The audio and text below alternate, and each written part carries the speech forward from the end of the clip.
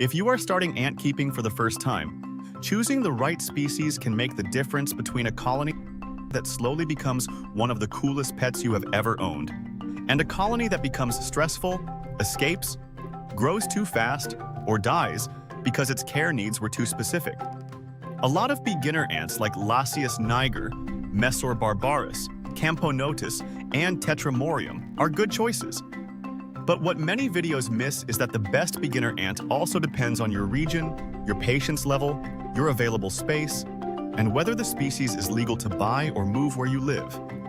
In this Exploding Critters episode, we are ranking 10 beginner-friendly ant species based on care difficulty, colony size, growth speed, diet, danger level, queen structure, and how forgiving they are for a first-time ant keeper. At number 10, we have Messor pergundae, also called the desert harvester ant. This species is best for keepers in the southwestern United States, especially people who want a native harvester ant instead of the more commonly recommended European Messor barbarus. Messor pergundae lives in dry desert habitats, especially around the Mojave and Sonoran desert regions, where colonies collect seeds and form organized foraging trails. Colonies can grow large, often reaching around 10,000 workers or more. So this is not a tiny desktop colony forever. Queens are usually around 9 to 12 millimeters, while workers are polymorphic and often around 3 to 6 millimeters. They are generally considered manageable, but because they are harvester ants, beginners should still treat them with respect. Their care sheet is simple. Keep founding queens in a test tube, provide warmth, give them small seeds, add occasional insect protein, and create a nest with both dry and slightly humid areas. The brood needs moisture, but stored seeds must stay dry, or mold becomes a problem. At number 9, we have Temnothorax curvispinosus, one of the best small space beginner ants. These are often called acorn ants because wild colonies naturally nest inside acorns, hollow twigs, and tiny cavities. This is the opposite of a huge, dramatic ant empire. Mature colonies usually stay small, often around 50 to 200 workers, which makes them perfect for keepers who want ants but do not want a colony that explodes into thousands of workers. Workers are tiny, around 2 to 3 millimeters, and queens are only about 3.5 to 4.5 millimeters. They are low risk, gentle, and not dangerous to humans. Some colonies may have more than one queen, but many captive setups are kept as small queen-led colonies. Their care sheet is very beginner-friendly. Use a small test tube or micronest, offer tiny drops of sugar water or honey water, feed small prey like fruit flies or cut up feeder insects, and avoid flooding the nest. The main challenge is not aggression, but size. Because the workers are so tiny, escapes are easy if your setup is not secure. At number 8, we have Lasius flavus, the yellow meadow ant. This species is extremely safe and beginner-friendly, but it is not always exciting for people who want constant surface activity. In nature, Lasius flavus is a very underground species. They often live in grassy meadows and spend much of their time below the surface, where they tend to root aphids and build hidden chambers. Workers are usually around 2 to 6 millimeters, queens are around 8 to 9 millimeters, and colonies commonly reach a few thousand workers. They are usually single queen, though polygynous colonies can occur. They do not sting and are not dangerous to humans. Their care sheet is best for patient keepers. Start them in a test tube, keep the nest moderately moist, feed sugars and small insects, and give them a cool winter rest if they come from a temperate region. Lasius flavus is best described as the quiet beginner ant. It is hardy and forgiving, but it spends more time underground than many other species on this list. At number 7, we have Camponotus nicobarensis, one of the most popular tropical beginner ants in regions where it is legal to keep. This species is often recommended because it has the visual appeal of carpenter ants, but grows much faster than many temperate Camponotus species. Workers are usually around 5 to 7 millimeters. Queens are around 11 to 16 millimeters, and colonies can reach several thousand workers, sometimes around 5,000 to 20,000 in large setups. Depending on origin, colonies may be single queen or multi-queen. They do not sting, and their bites are usually minor, but they are active, fast-growing, and need secure housing. Their care sheet is tropical. Keep them warm, usually around 24 to 28 degrees Celsius. Provide a humid nesting area with a drier outworld. feed sugar water or honey water, and offer protein from roaches, crickets, mealworms, or fruit flies. They are great for beginners who want growth and activity, but they are not ideal for people who cannot provide heat or who live somewhere where exotic ant species are restricted. At number 6, we have Formica fusca, also known as the silky ant or dusky ant. This is an underrated beginner species because it is more active than Lasius, more forgiving than many fast-growing ants, and still manageable in colony size. In nature, Formica fusca can be found in open woodland edges, grasslands, under stones, and in rotting wood. Workers are around 4 to 8 millimeters. Queens are around 12 millimeters. And colonies often range from 500 to 2,000 workers, though larger colonies can occur. One useful feature is that some colonies are single queen, while others may be multi-queen. They do not sting, but like many Formica ants, they can spray formic acid, which may irritate skin or eyes if handled carelessly. Their care sheet is straightforward. Use a test tube for founding, provide a small nest when the colony grows, keep moderate humidity, feed sugars and insects, and give temperate colonies a winter diapause. Formica fusca is a good pick for beginners who want a more alert, active, fast-moving ant without jumping straight into a huge or aggressive species. At number 5, we have Messor barbarus, one of the most entertaining beginner ants in Europe and other places where it is legal to keep. This is the classic beginner harvester ant.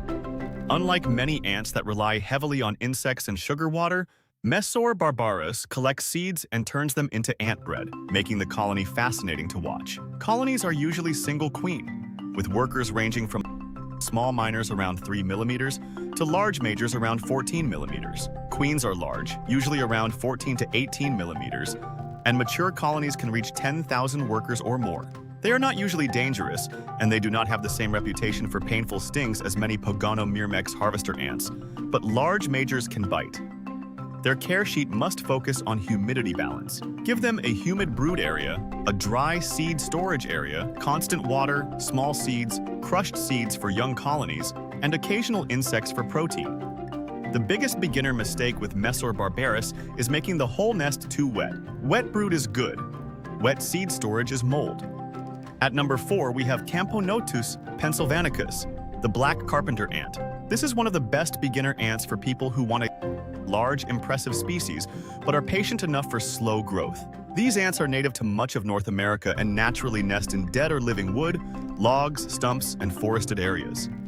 Workers can range from about 5 to 16 millimeters, and queens can reach around 19 millimeters, making them one of the most satisfying ants to watch up close. Colonies are strictly single queen and often reach a few thousand workers, though very old colonies can become larger. They do not sting, but they can bite and may use formic acid defensively. Their care sheet is best for patient keepers. Start the queen in a test tube. Feed sugar and insects once workers arrive. Avoid moving them too early. Provide a secure nest with moderate moisture. And give them a cold winter diapause if they are from a temperate region. This is not the fastest beginner ant, but it may be the best large ant for patient beginners. At number 3, we have Lasius Niger, also called the Labor Day ant. This is one of the best North American alternatives to Lasius niger. It is common in open habitats like lawns, fields, beaches, dunes, and disturbed areas, making it a realistic beginner species for people who want to catch a local queen.